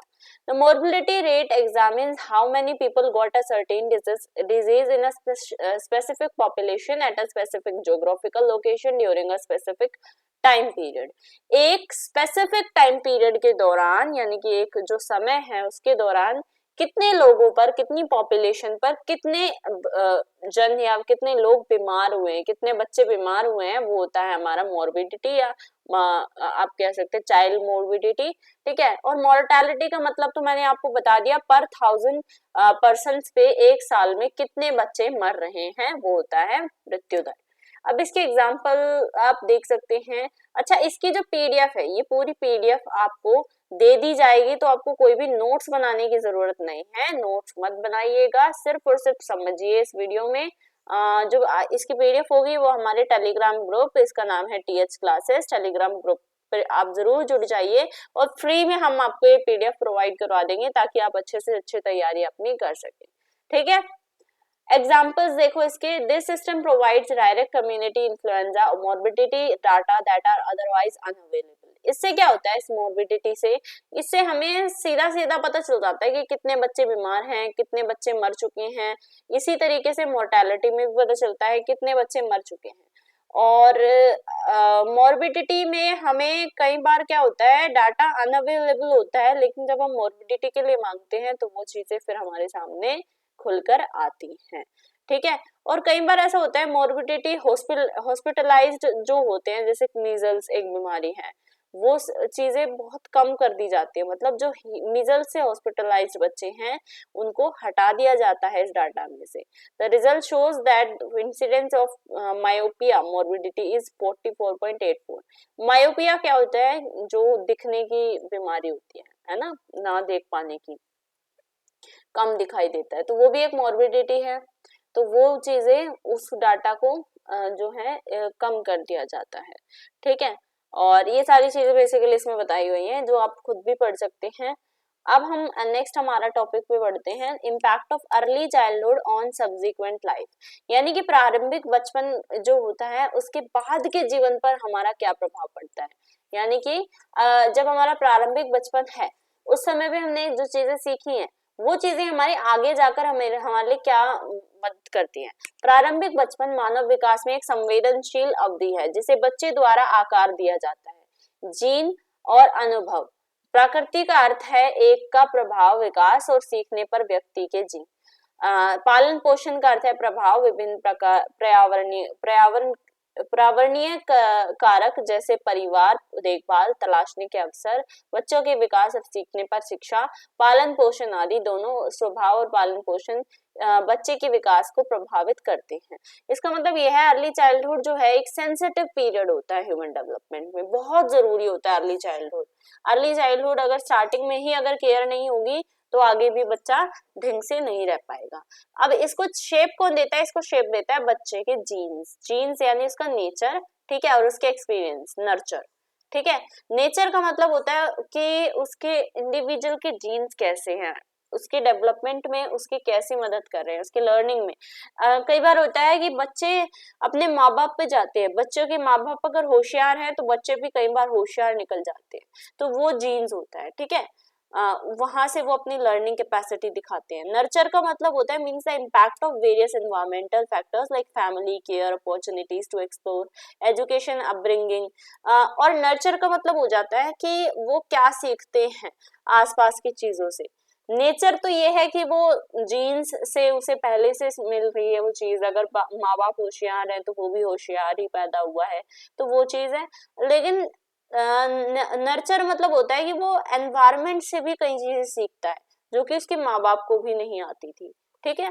तो ये चीज यहाँ पर इस डेवलपमेंट से ये पता चलता है कि अर्ली चाइल्डहुड अगर हमारा अच्छा है तो हमारे आगे की लाइफ भी हम अच्छे तरीके से काट सकते हैं, क्योंकि हमारे अंदर इतनी लर्निंग कैपेसिटी आ जाती है। अब हमारा नेक्स्ट टॉपिक है factor influencing early child development, यानी कि जो बालक का विकास होता है उसको प्रभावित करने वाले क्या क्या कारक हैं। सबसे पहला कारक होता है इसमें परिवार, फिर समाज और समुदाय, फिर विद्यालय और अन्य कारक। ठीक है, परिवार यानी कि फैमिली, फैमिली भी बहुत इंपॉर्टेंट होती है जो कि बालक के विकास में मदद करती है। उसके अलावा सोसाइटी जो होती है, सोसाइटी, ठीक है, और उसके अलावा उसका स्कूल कैसा है, और फिर कुछ और अदर फैक्टर्स होते हैं जो उसकी मदद करते हैं। ठीक है, अब देखो परिवार वंशानुक्रम, वंशानुक्रम यानी कि बच्चे का विकास कैसा हो रहा है। अगर कोई बोना परिवार है, ठीक है, तो हो सकता है कि उसके बच्चे भी बोने ही हो, है ना। अगर किसी को कोई बीमारी है तो हो सकता है उसको वंशानुक्रम वो बीमारी बच्चे को भी आ जाए। परिवार का बालक के विकास पर ध्यान, और परिवार जो होता है वो बालक के विकास पर भी ध्यान देता है, पालन पोषण करता है, संतुलित भोजन खिलाता है। परिवार के आधार, व्यवहार और मूल्य, परिवार का सामाजिक आर्थिक स्तर, यानी कि बच्चे का स्तर, उसका आर्थिक स्तर क्या है, कितने पैसे कमाते हैं परिवार में लोग, तो उस चीज पर भी डिपेंड करता है। और जागरूकता कितनी है हेल्थ हाइजीन को लेकर। उसके बाद समाज, उसका समाज और समुदाय का क्या दृष्टिकोण है, समाज की क्या संस्कृति है, वहां पर कैसे सहयोगी, अगर वो ठीक ठाक प्रवृत्ति के हैं तो हाँ वो मदद करते हैं। शिक्षित समाज है तो बच्चा भी अच्छी तरीके से शिक्षित ही होगा। ठीक है, उसके बाद विद्यालय, विद्यालय का लोकतांत्रिक वातावरण, ठीक है, अगर डिसिप्लिन है, प्रबंध समिति का व्यवहार कैसा है, तो वो चीज भी यहाँ पर दिखाई देती है। तो ये सारी चीज आप पढ़ सकते हैं। बेसिकली इम्पोर्टेंट इसमें ये है, ठीक है, और जो सोशल चेंजेस वगैरह होते हैं वो ये है, वो मैं बताऊंगी अभी आपको। अन्य कारक क्या है, बालक की स्वयं की जागरूकता, कि वो कितना जागरूक है, विज्ञापन वगैरह भी देखता है। एडवर्टीजमेंट में कई बार ऐसा होता है कि कई चीजें ऐसी दिखा देते हैं जो बच्चे बहुत जल्दी सीख जाते हैं, तो वो चीज भी है। सरकार द्वारा चलाए गए नए नए कार्यक्रम क्या क्या हैं। प्राकृतिक विपदाएं, कई बार ऐसा होता है कि प्राकृतिक विपदाएं आई हैं तो बच्चा जो है उन चीजों से भी सीखता है। जैसे आपने कोविड-19 का एक एग्जांपल आप ले सकते हैं। कोविड-19 से पहले कोई भी बच्चा ऑनलाइन क्लासेस नहीं इतनी उसमें थी, लेकिन जैसे ही कोविड-19 आया उसके बाद सारी चीजें ऑनलाइन आने लग गई, सारी क्लासेस ऑनलाइन होने लग गई, तो वहां से ऑनलाइन प्लेटफॉर्म के लिए बहुत सारे बच्चे आए हैं और वहां से भी वो चीजें उन्होंने सीखी हैं। अंतर्राष्ट्रीय स्तर पर चलाए गए कार्यक्रम, कई बार इंटरनेशनल लेवल पे भी कोई कार्यक्रम चलता है तो वो भी बच्चे के उसमें काम आता है। अब आते हैं सोशल चेंजेस पर। सोशल चेंजेस में क्या आता है कि वो खुद को सीखता है, खुद के बारे में समझता है, दूसरों से कैसे रिलेशन है वो उसे पता चलता है, अटैचमेंट के बारे में पता चलता है, एक्सप्रेशन के बारे में, अग्रेशन यानी कि गुस्से के बारे में भी उसे पता चलता है। ठीक है, फिर आते हैं बायोलॉजिकल चेंजेस, यानी कि फिजिकल ग्रोथ कैसी है उसकी, ठीक है, ब्रेन डेवलपमेंट कैसा है, उसका दिमाग किस तरीके से डेवलप हुआ है, लैंग्वेज डेवलपमेंट कैसा है, साइकोलॉजिकल चेंजेस यानी कि उसको वाई यानी कि क्यों हो रहा है ये चीज। कई बच्चे का होता है ना कि यार ये क्यों हुआ, ऐसे क्यों हुआ, वैसे क्यों हुआ, तो वो चीज यहाँ पर है। इंडिपेंडेंस यानी स्वतंत्रता उसमें कितनी है, कितना वो स्वतंत्र है, ठीक है, वो चीज आती है। अब देखो फैक्टर्स अफेक्टिंग चाइल्ड हेल्थ, बच्चे के हेल्थ को क्या क्या फैक्टर्स अफेक्ट करते हैं। मैटरनल हेल्थ सबसे पहले, यानी कि उसकी मातृ जो उसकी बच्चे की माता की जो हेल्थ है उससे भी डिपेंड करता है कि बच्चे की हेल्थ कैसी होगी। उसकी मदर की हेल्थ अगर अच्छी है तो उसकी हेल्थ भी अच्छी होगी, लेकिन कई बार ऐसा होता है कि मदर को कोई समस्या नहीं होती लेकिन बच्चे को हो जाती है, ठीक है, तो वो एक अलग केस है। फिर फैमिली हेल्थ, माता पिता, माता, ठीक है, कई बार ऐसा होता है कि माता पिता दोनों अच्छे हैं लेकिन बच्चा थोड़ा सा उसमें प्रॉब्लम हो जाती है, या फिर दादा दादी के ऊपर कई बार बच्चा चला जाता है तो वहाँ पर हेल्थ इश्यूज आ जाते हैं। नेक्स्ट है सोशो इकोनॉमिक सिचुएशन, यानी कि इसकी सोशो इकोनॉमिक सिचुएशन कैसी है इस पर भी ये डिपेंड करता है। एनवायरमेंटल फैक्टर्स क्या हैं उसके, यानी कि वो किस तरीके के वातावरण में रहता है उस पर भी उसकी हेल्थ डिपेंड करती है। उसका वातावरण अगर गंदा है तो वो जल्दी जल्दी बीमार होगा, है ना। अगर वातावरण ठीक है तो वो ठीक ठाक रहेगा, अपनी पढ़ाई वगैरह में ध्यान रखेगा। सोशल सपोर्ट कितना है इस पर भी, और हेल्थ केयर फैसिलिटीज जो बहुत इंपॉर्टेंट है कि उसके आसपास कैसी हेल्थ केयर फैसिलिटीज है। कोई बच्चा अगर बीमार पड़ रहा है, अगर उसको ऐसे ही झोला छाप डॉक्टर के पास ले जाते हैं, आसपास अच्छा डॉक्टर नहीं है तो वो फिर ठीक जल्दी ठीक नहीं होगा, उसकी बीमारी थोड़ी और बड़ी हो सकती है। लेकिन अगर आसपास अच्छी फैसिलिटीज हैं, गवर्नमेंट फैसिलिटीज भी हैं, तो भी वहाँ पर उसका काम चल जाता है, ठीक है। अब देखो अब है बच्चों के संदर्भ में भारतीय संविधान और प्रावधान क्या कहता है। सबसे पहले आता है आपका मौलिक अधिकार और राज्य नीति निर्देशक सिद्धांत। तो ये आपको पढ़ना है, ये आपको खुद समझना है। मैं आपको ऊपर ऊपर से बता देती हूँ कि जो धारा 14 है 14 है वो कानून के समक्ष हर व्यक्ति समान है ये बताती है। भारत में सभी को कानून का समान संरक्षण प्राप्त होगा। ठीक है, यानी कि जो धारा 14 है जो आपका आर्टिकल 14 है ये कहता है कि सारे व्यक्ति समान है, सभी इक्वल है और संविधान में भी सभी, कानून में भी सभी इक्वल है, सभी को समान संरक्षण प्राप्त होगा। धर्म, नस्ल, जाति इन सभी के आधार पर किसी से भी कोई भेदभाव नहीं किया जाएगा, ये कहती है धारा 15। ठीक है, धारा 17 में अस्पृश्यता आती है, यानी कि जो अनटचेबिलिटी है वो चीज आती है कि किसी से भी कोई भी छुआछूत नहीं की जाएगी। ठीक है, धारा 19 कहती है कि सभी को बोलने का और अभिव्यक्ति की स्वतंत्रता का अधिकार होगा, यानी कि सभी अपना चीजें बता सकते हैं, कोई भी किसी को बोलने से नहीं रोक सकता। नेक्स्ट है धारा 21 जो कि बताती है कि कानून द्वारा स्थापित प्रक्रिया के अतिरिक्त कोई भी व्यक्ति अपने जीवन या व्यक्तित्व स्वतंत्रता से वंचित नहीं रहेगा, यानी कि सभी को स्वतंत्रता, सभी को फ्रीडम दी जाएगी और कोई भी इस चीज से वंचित नहीं रहेगा। 21A कहता है कि 6 से 14 वर्ष की आयु के बच्चों को निशुल्क और अनिवार्य शिक्षा प्रदान की जाएगी, जो कि होता भी है ना। 6 से जो 14 साल के बच्चे हैं यानी कि फर्स्ट से लेकर 8th क्लास तक निशुल्क शिक्षा सभी को दी जाती है। नेक्स्ट है 24, इसमें कहता है कि कोई भी बच्चा 14 वर्ष से कम आयु का कोई भी बच्चा कहीं भी किसी भी कारखाने में काम नहीं करता, अगर करता है तो उस कारखाने के मालिक को पकड़ लिया जाएगा, उसको वहां पर जेल हो जाएगी क्योंकि वो बाल मजदूरी का केस वहां पर बन जाता है। अब राज्य नीति के निर्देशक सिद्धांत क्या कहते हैं। धारा 39 कहती है बच्चों की कच्ची उम्र का दुरुपयोग नहीं किया जाए, आर्थिक आवश्यकता के कारण ऐसे काम में प्रवेश करने पर मजबूर नहीं किया जाए जो उनकी उम्र और सामर्थ्य की दृष्टि से अनुचित हो, यानी कोई भी अगर छोटा बच्चा है तो उसका दुरुपयोग ना किया जाए। ठीक है, उसको कोई भी ऐसा काम करने के लिए मजबूर ना किया जाए जो कि उसकी उम्र से, उसके सामर्थ्य से ठीक ना हो। ठीक है, नेक्स्ट धारा 42 ये कहती है कि राज्य काम की न्यायपूर्ण और मानवीय दशाओं और मातृत्व राहत के लिए प्रावधान करेगा, बच्चे भी इस वैधानिक प्रावधान से लाभान्वित होंगे। यानी कि जो बच्चे होते हैं, आपने देखा मातृ शिशु जो एक आप कहते हैं कि हेल्थ केयर फैसिलिटीज है कि बच्चा जब पैदा होता है तो उसको इंजेक्शन वगैरह लगने की जो सरकार ने फैसिलिटी दी हुई है, तो वो सारी चीजें। फिर उसके बाद धारा 45 कहता है राज्य संविधान के लागू होने के 10 वर्षों की अवधि के भीतर 14 वर्ष तक की आयु के सभी बच्चों के लिए निःशुल्क और अनिवार्य शिक्षा प्रदान करने का प्रयास करेगा। तो ये मैंने यहाँ पर बता दिया, ये आपका धारा 21A में भी है। धारा 46 कहता है कमजोर वर्गों विशेष रूप से अनुसूचित जातियों जनजातियों को शैक्षिक और आर्थिक हितों पर विशेष ध्यान दिया जाएगा। ठीक है, जो कमजोर वर्ग हैं या फिर जो अनुसूचित SC ST के लोग हैं, OBC के लोग हैं, उनको जो है उनके ऊपर ज्यादा ध्यान दिया जाएगा। नेक्स्ट है 47 जिसमें अपने लोगों के पोषण स्तर और जीवन स्तर को ऊपर उठाना, सार्वजनिक सुधार में, स्वास्थ्य में सुधार। नेक्स्ट है 51 के माता पिता या अभिभावक को अपने 6 से 14 वर्ष के बच्चों को शिक्षा का अवसर प्रदान करना होगा। तो ये सारा आपका है यहाँ पर, और यही सेम आपका इंग्लिश में दिया हुआ है, तो आप ये पढ़ लीजिएगा। PDF आपको दे दिया जाएगा टेलीग्राम चैनल पर। ठीक है, तो इसके लिए चैनल जरूर ज्वाइन कर लीजिए, यहाँ पर भी सब्सक्राइब करिए और टेलीग्राम पर भी जाकर चैनल के ग्रुप को सब्सक्राइब करिए। अब पॉलिसीज और प्लान्स क्या है बच्चों के लिए। सबसे पहली policy the national policy of education, जो कि आपकी अपडेट होती रहती है। ठीक है, अब ये लास्ट 2013 में अपडेट हुई थी और ये 1986 से चल रही है। इसमें क्या है कि बच्चों के लिए जो नई नई चीजें, जो नई नई शिक्षा में क्या कैसे हम बढ़ावा दे सकते हैं, भारत सरकार कैसे राष्ट्रीय शिक्षा नीति ला सकती है। ठीक है, कैसे ECCE को एक केंद्र बनाकर बच्चों के लिए नई नई चीजें, प्राइमरी एजुकेशन इस कंट्री में हो।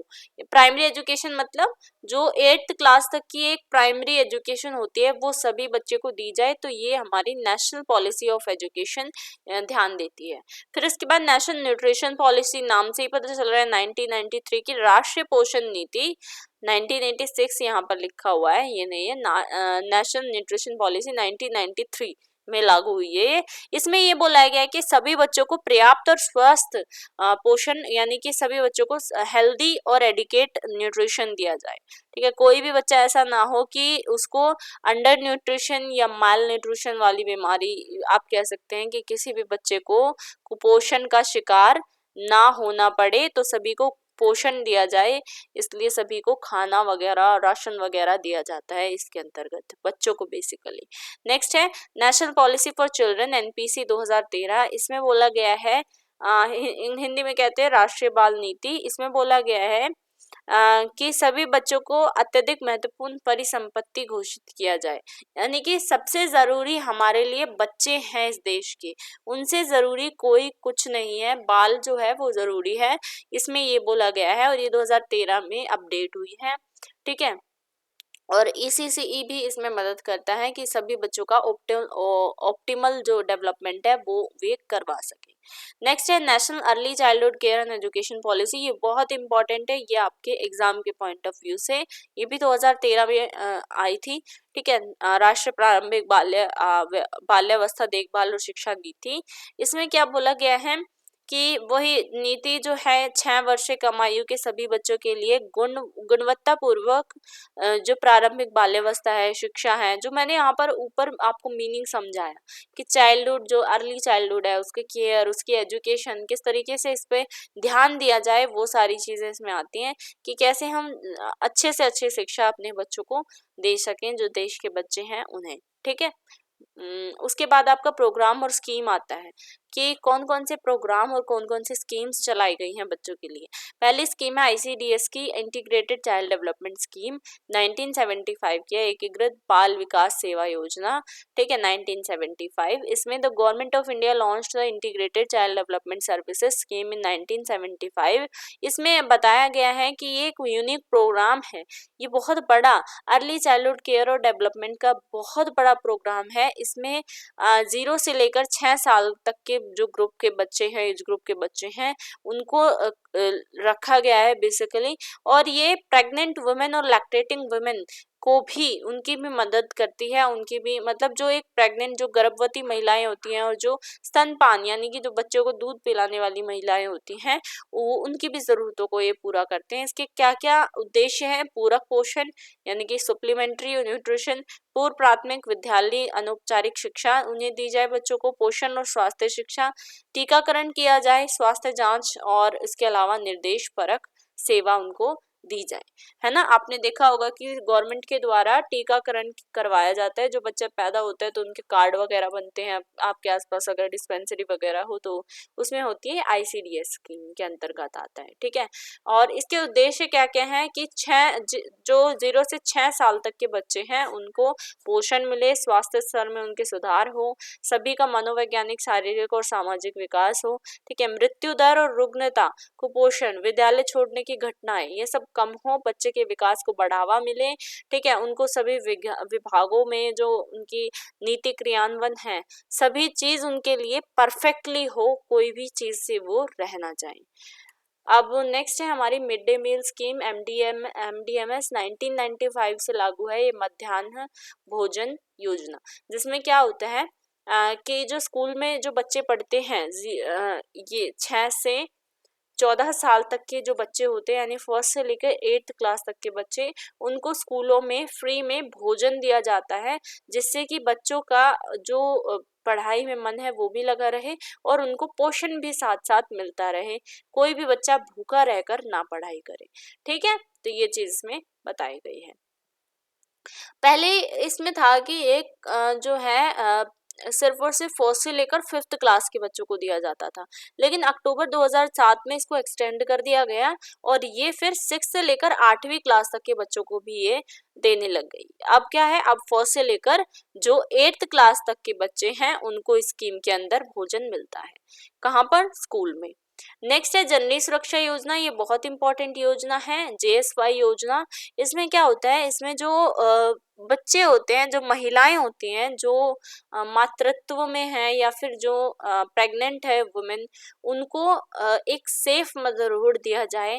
ठीक है, इसमें नेशनल हेल्थ मिशन के अंतर्गत ये आता है ये स्कीम। इसमें जितनी भी निर्धन गर्भवती महिलाएं हैं, ठीक है, उनको सबको केयर दी जाए और नवजात की जो मृत्यु है उसको कम किया जाए। यानी कि जो बिल्कुल छोटे बच्चे होते हैं, जो बिल्कुल पैदा होते हैं, उनकी मृत्यु बहुत ज्यादा होती थी एक समय पे, तो वो चीज कम हो जाए और गर्भवती महिलाओं के केयर अच्छे तरीके से की जाए। अब है जननी शिशु सुरक्षा कार्यक्रम, ठीक है, ये था जननी सुरक्षा योजना, ये है जननी शिशु सुरक्षा कार्यक्रम। जननी शिशु सुरक्षा कार्यक्रम, इसमें क्या है, इसमें जो भी महिलाएं हैं, ठीक है, उसके साथ साथ जो बच्चे हैं, छोटे बच्चे, शिशु किसे बोलते हैं, बिल्कुल छोटे बच्चे, जो 1 साल से भी छोटे बच्चे हैं उन्हें शिशु कहते हैं।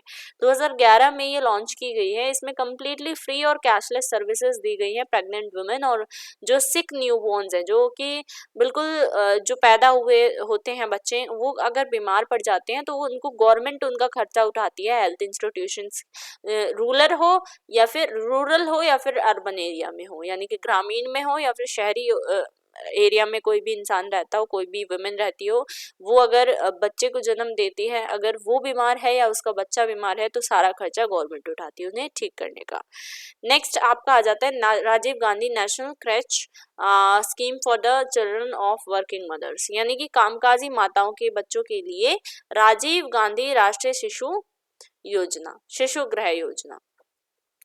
इसमें बेसिकली क्या है, राजीव गांधी की इस स्कीम में होता है कि ये गवर्नमेंट ऑफ इंडिया के द्वारा पहले तो लॉन्च की गई है।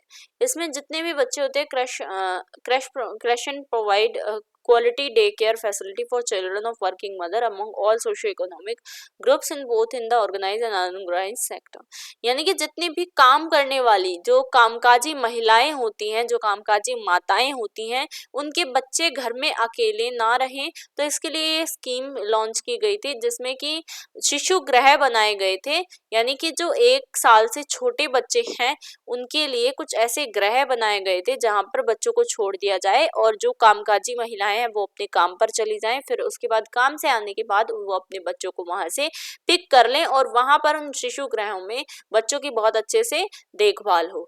और ये बेसिकली 6 साल से कम एज के जो बच्चे होते हैं उनके लिए होता है, मैंने यहाँ पर एक बता दिया, सॉरी, 6 साल से जो कम एज के बच्चे होते हैं उनके लिए ये स्कीम चलाई गई थी।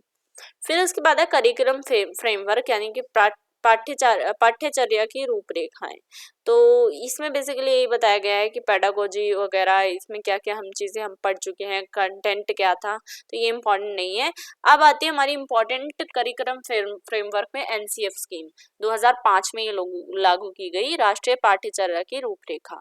राष्ट्रीय शैक्षिक अनुसंधान और प्रशिक्षण परिषद राष्ट्रीय पाठ्यचर्या की रूपरेखा तैयार करती है, जो कि भारत में विद्यालय शिक्षा कार्यक्रम के लिए पाठ्यचर्या विकास और शिक्षण अभ्यासों के लिए रूपरेखा प्रदान करती है। ईसीसी के संदर्भ में रूपरेखा छोटे बच्चों को उनके शारीरिक, संज्ञानात्मक, सामाजिक और संवेगात्मक सहित समग्र विकास हेतु, देखो इसमें क्या होता है कि आपने देखा होगा, अगर आप सीबीएसई के स्कूल्स में देखते हैं तो वहां पर नई नई स्कीम्स चलाई जाती हैं कि बच्चे जो है नई नई एक्टिविटीज में अपना ध्यान लगाएं, ठीक है, सिर्फ स्टडीज के ऊपर वो फोकस ना करके सिर्फ स्टडीज के ऊपर वो एक्टिविटीज में, जो कल्चरल एक्टिविटीज होती हैं उसमें भी वो ध्यान लगाएं। जैसे स्पोर्ट्स वगैरह का कोई जो है, कई बार ऐसा होता है कि स्पोर्ट्स के लिए नेशनल लेवल पर एक जो है गेम वो करवाया जाता है, या फिर आप कह सकते हैं कि जोनल लेवल पर डिबेट वगैरह करवाना, तो वो चीज़ यहाँ पर एनसीएफ नेशनल करिकुलम फ्रेमवर्क में आती है। अब अगला है national early childhood care and education ECCE curriculum framework 2013, यानी राष्ट्रीय प्रारंभिक बाल्यावस्था देखभाल और शिक्षा पाठ्यचर्या की रूपरेखा।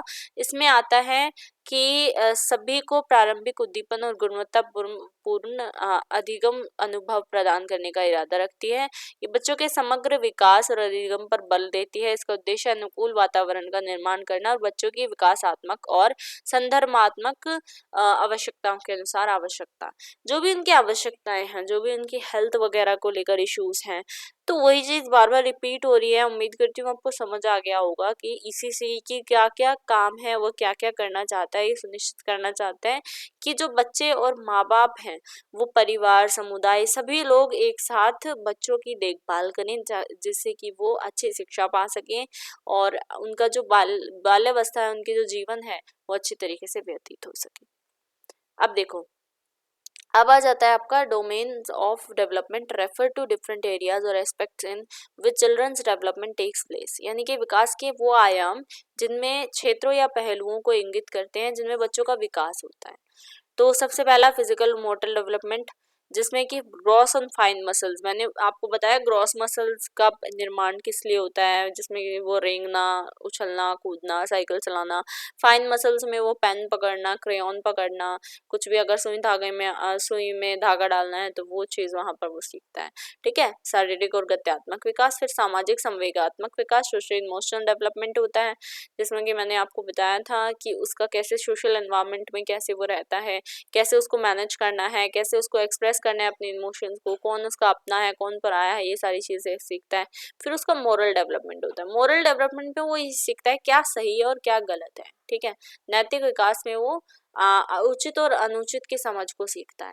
फिर कॉग्निटिव डेवलपमेंट आता है, जिसमें वो थिंकिंग, अंडरस्टैंडिंग, जो वो सीख रहा है, जो वो समझ रहा है, उसको सोचता है। ठीक है, उसको याद करना, उसको समझना, तो वो चीज़ इसमें संज्ञानात्मक विकास में आती है। फिर लैंग्वेज डेवलपमेंट आता है। फिर उसमें क्या होता है, वो कम्युनिकेट करना, इमर्जेंट करना। ठीक है, early literacy focusing on listening comprehension, oral और स्पीकिंग स्किल्स एंड राइटिंग। भाषा विकास में वो संचार, यानी कि बातचीत करना, सुनना। ठीक है, और इसके अलावा वो साक्षरता, समझना, लिखना, ठीक है, बोलना, सब चीज़ें उसमें वो सीखता है। फिर आता है आपका नियम पालन। ये है आपका हेट्रोजीनियस और ऑटोनोमस।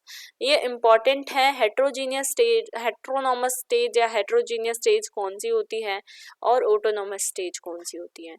हेट्रोजीनियस होते हैं नियम पालन की नैतिकता, ठीक है, और ऑटोनोमस रजामंदी की नैतिकता। देखो, नियम पालन, बच्चों का मानना है कि नियम सार्वभौमिक है, जो किसी बाहरी प्राधिकरण के द्वारा तय किए गए हैं और थोपे गए हैं।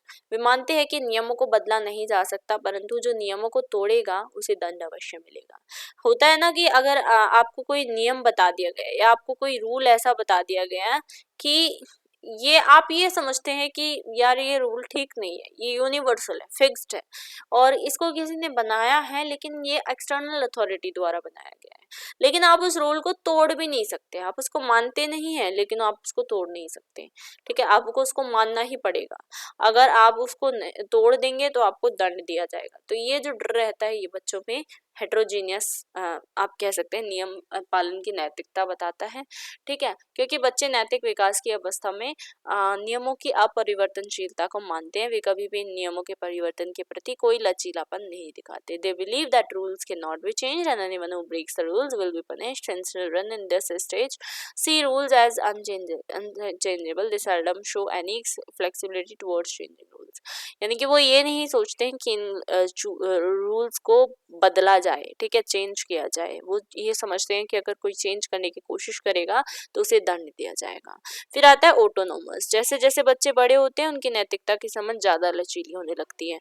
अब उनको ये विश्वास वो करने लगते हैं कि वह विश्वास करते हैं कि नियम सभी के लिए होते हैं, तथा यदि ऐसा नहीं है तो सभी की सहमति से इन्हें बदला जा सकता है। ठीक है, अब देखो, एक छोटे बच्चों को अगर आप ये बोलेंगे कि अगर तुम चोरी करोगे तो तुम्हें दंड मिलेगा, तो वो क्या सोचेगा? वो ये सोचेगा कि मैं चोरी नहीं कर सकता, ठीक है, क्योंकि मुझे दंड मिलेगा। ठीक है, तो वो उस समय पे उसमें डर रहेगा, इसलिए वो उस चीज को, उसका पालन करेगा। लेकिन जैसे जैसे वो बड़ा होगा तो वो उस चीज को समझेगा कि चोरी क्यों नहीं करनी चाहिए, चोरी करना क्यों बुरा है, क्योंकि वो एक बुरी बात होती है। ठीक है, वो दंड पे ध्यान नहीं देगा, वो चोरी पे ध्यान देगा कि वो चोरी करना ही बुरा है, तो फिर मैं दंड से क्यों डरूं, मैं करूंगा ही नहीं।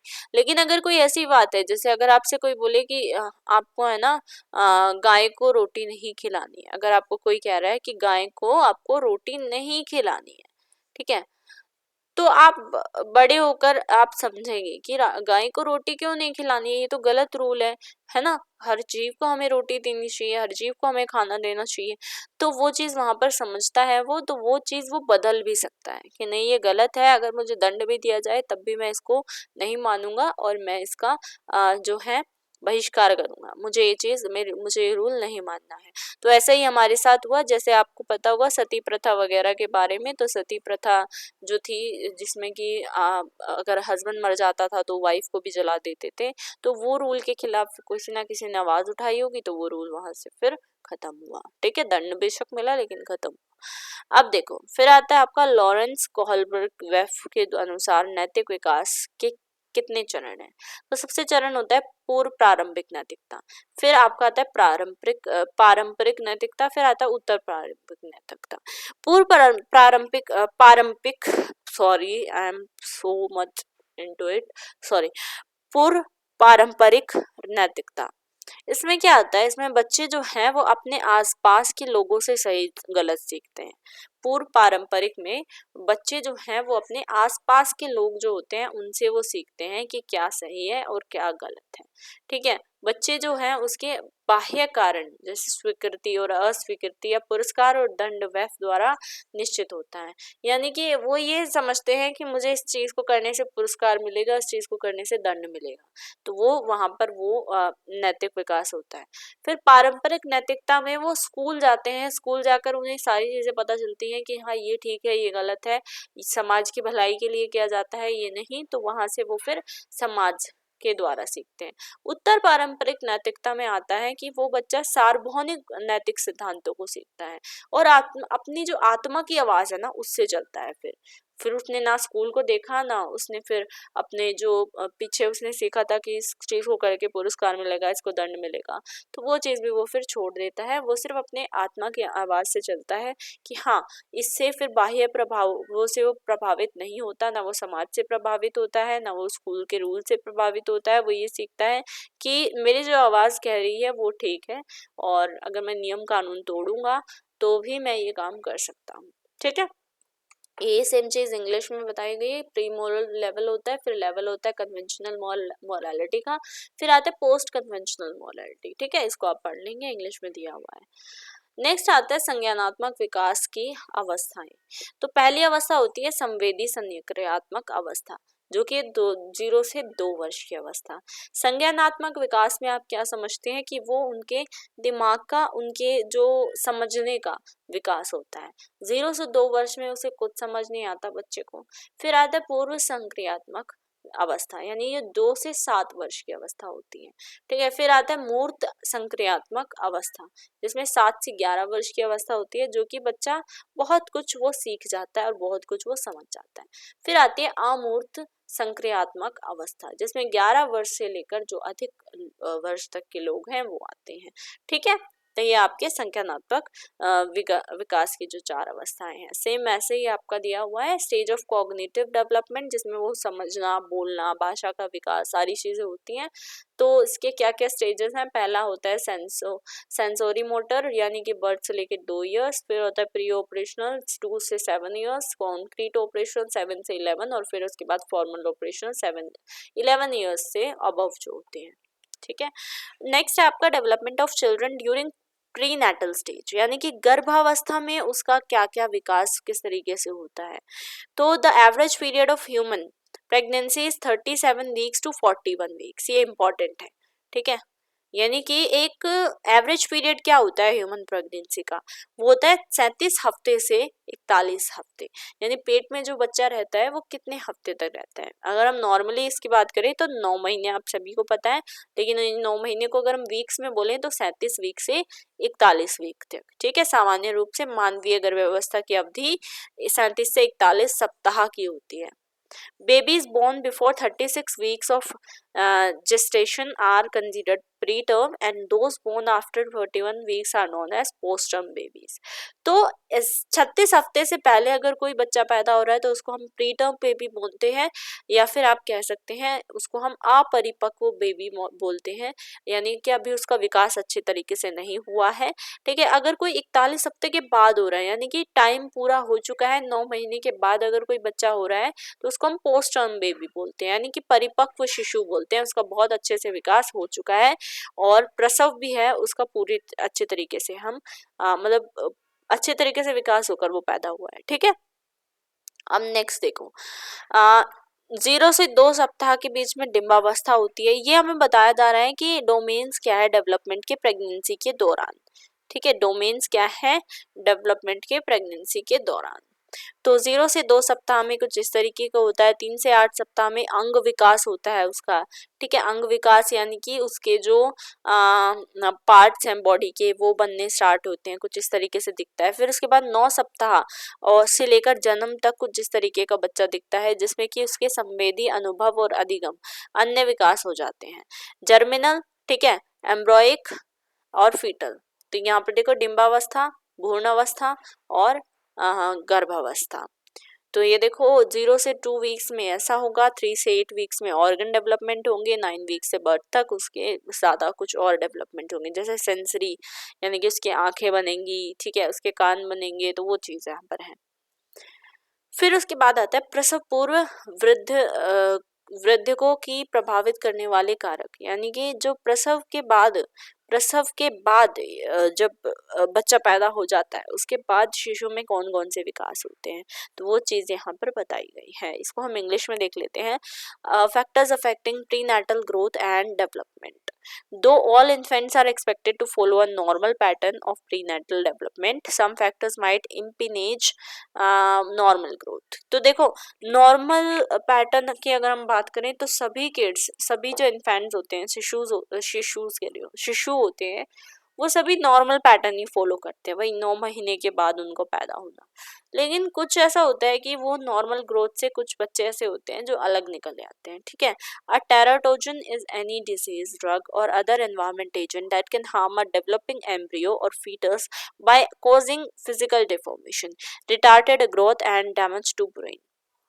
लेकिन कई बार ऐसा होता है कि एक टेराटोजन होता है जो किसी प्रकार की डिसीज या फिर किसी प्रकार का ड्रग लेने से या कोई हम एनवायरमेंट एजेंट ऐसा है जिससे कि बच्चा जो पेट में है उसमें वहां पर एम्ब्रियो में जो मैंने पीछे आपको दिखाया एम्ब्रियो, ये स्टेज एम्ब्रियो की स्टेज जिसमें कि बच्चे के ऑर्गन डेवलपमेंट होते हैं, अंदर के जो ऑर्गन होते हैं हमारे लंग्स वगैरह जो भी चीज़ें हैं हमारी, ठीक है, किडनी वगैरह।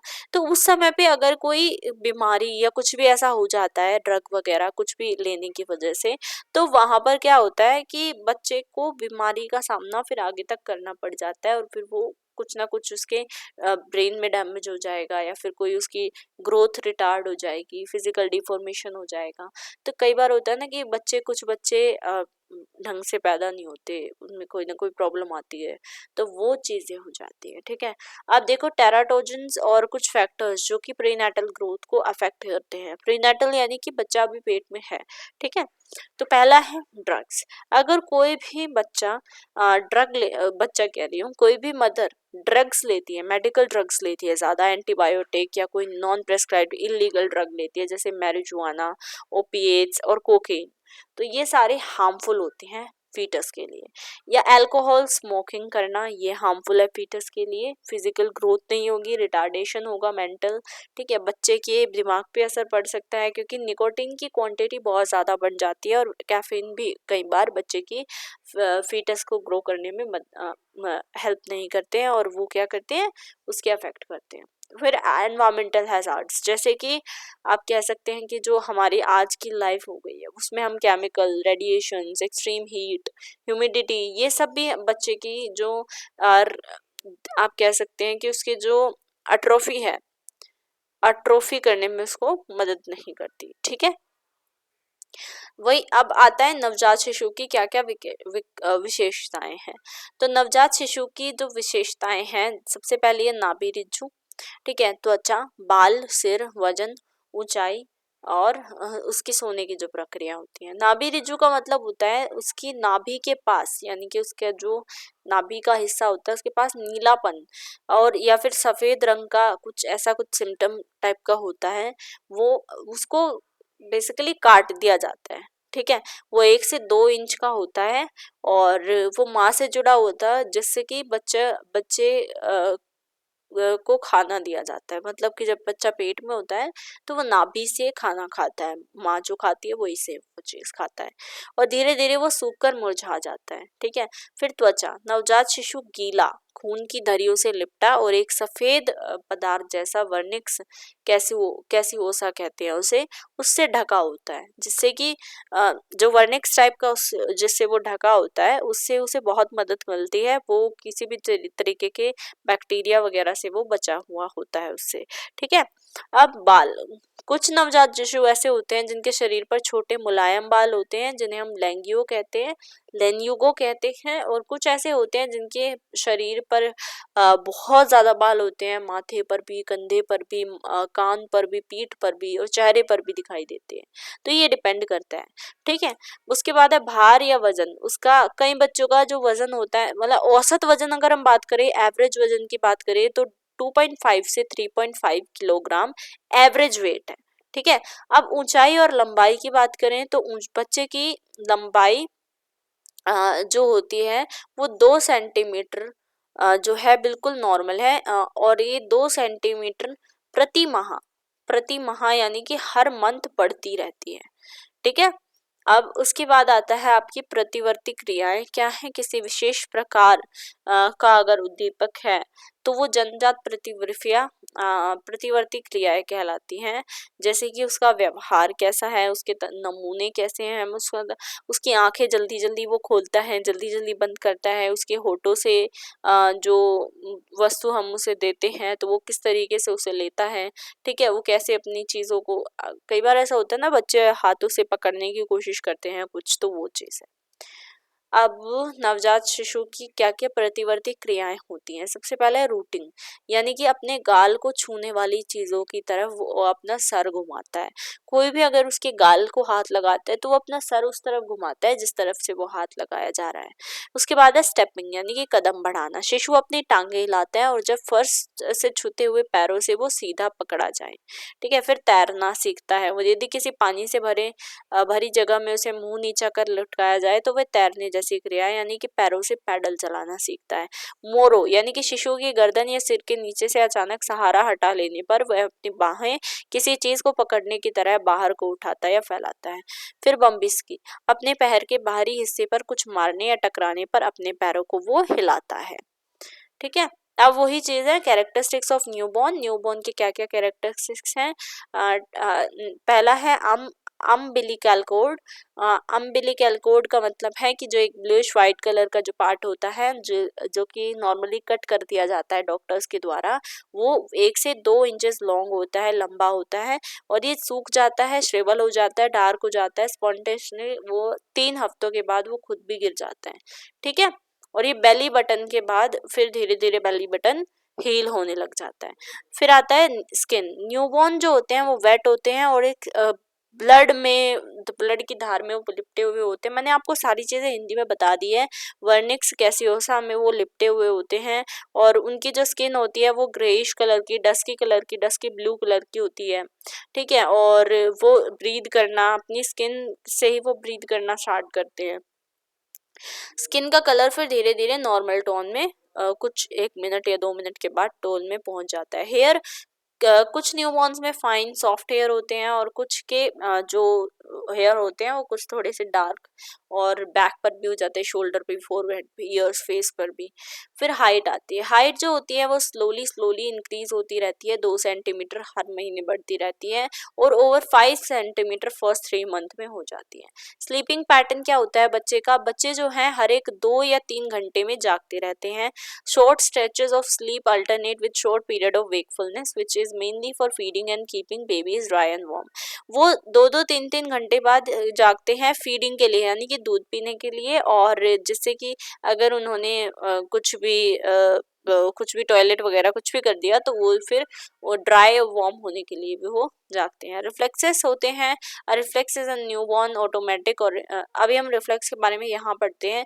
रिफ्लेक्स में वो क्या रूटिंग मैंने आपको बताया, जिस तरफ से उसका चीक को कोई हाथ लगा रहा है तो उस तरफ वो देखता है न्यूबॉर्न। ठीक है। स्टेपिंग करना सीखता है बच्चा जो है, अपने पैरों को नीचे घुटनों को ले जाकर वो इस तरीके से फ्लोर टच करके वो सीखता है।